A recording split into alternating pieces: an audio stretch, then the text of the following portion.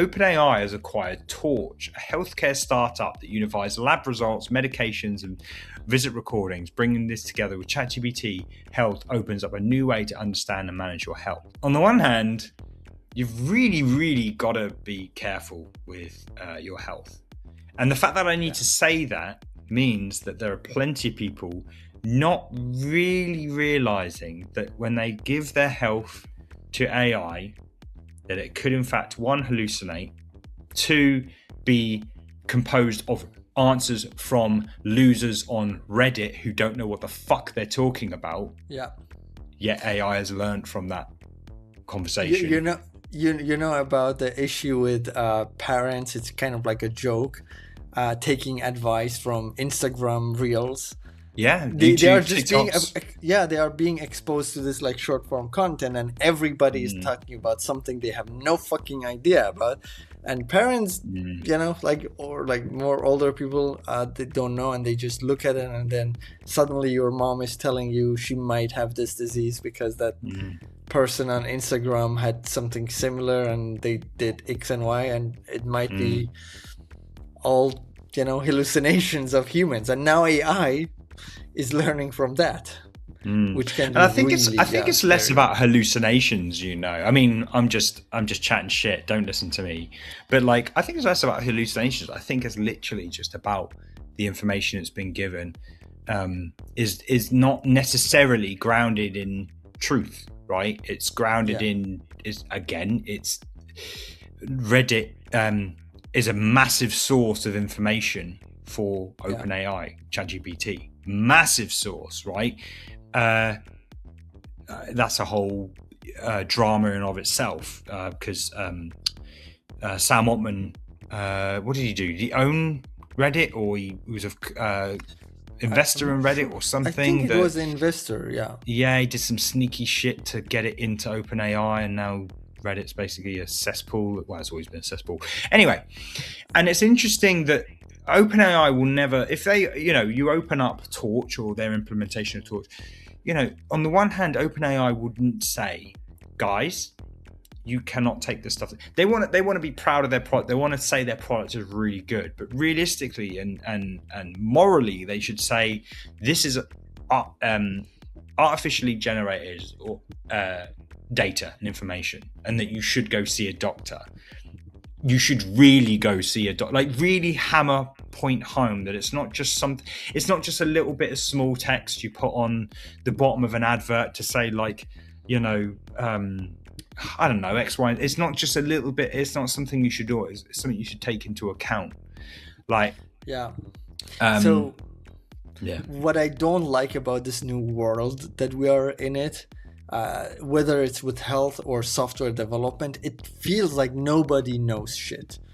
And it feels like there is less and less care for knowing like specifics. It seems like everything is an approximity of truth, but not truth. But truth cannot be just approximately true. It has to be definitely true. Yeah. And this is what AI is doing. It is like almost true most of the time. It's not just hallucination. It is some sort of like a soup mix of everything together.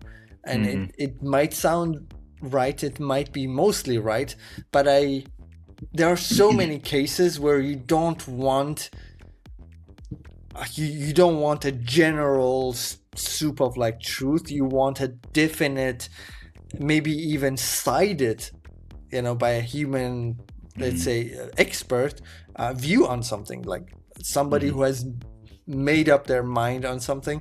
Sometimes you need that much more than, you know, something that is just fuzzy and sort of true. Who knows what Torch and OpenAI are going to do, or at least, you know, is it going to be related to Johnny Ive?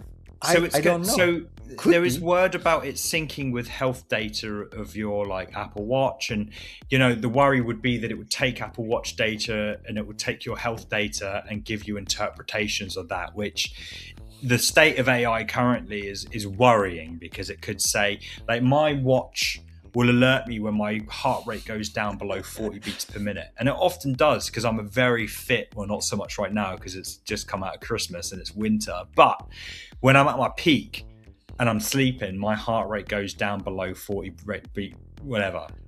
It's normal. But AI will probably flag that as something I need to worry about, sort of thing. But all this to be said, take it with a pinch of salt. Yeah, always. You know the joke, like you go to Google and Google is like, you got cancer. Exactly. Yeah. You go with a headache and like. I think we're getting better at being more critical on that sort of stuff, because that joke, I hope so. As funny as it is, that joke has now prepared us for, of course, we're going to see cancer in this list of things. And I did a health search just the other day, and it was like, of course, cancer entered that list. But now I'm armed with the knowledge that I need to just take everything with a grain of salt and just be a bit more critical on it. I feel like we're going to hopefully get better at that as the more we hear about AI. And it's like, okay, AI has told me this, but I'm not going to just fucking freak out. I'm just going to take that information, absorb it, do a little bit self-diagnosis, and if things don't get better, I'm going to go to a doctor. Do you know what I mean? Yeah, this is where it's, to me, very unresolved, and it's very interesting to see what we are going to do with all this approximate knowledge. This is part of a larger conversation on my show, Cmd+AI, which we stream live every single week. We discuss the news and all things related to AI in the world of design and web. Catch us next week and join in the banter.